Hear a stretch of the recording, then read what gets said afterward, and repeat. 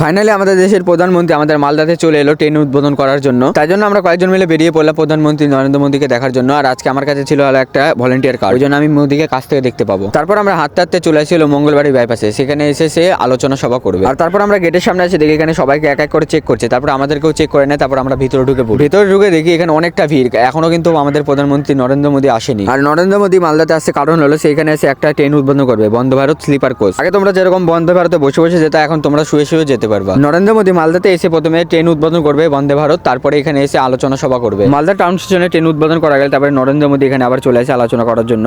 माता की भारत माता की मेरी यहाँ जो लोग ऊपर चढ़े हैं उनसे प्रार्थना है। আর এদিকে দেখো সবাই নরেন্দ্র মোদীকে দেখার জন্য কোথায় উঠে গিয়েছে, বক্সের একদম সেটআপের উপরে। हटाएंगे उनको, हटाएंगे कि नहीं हटाएंगे बंगाल के लोगों का।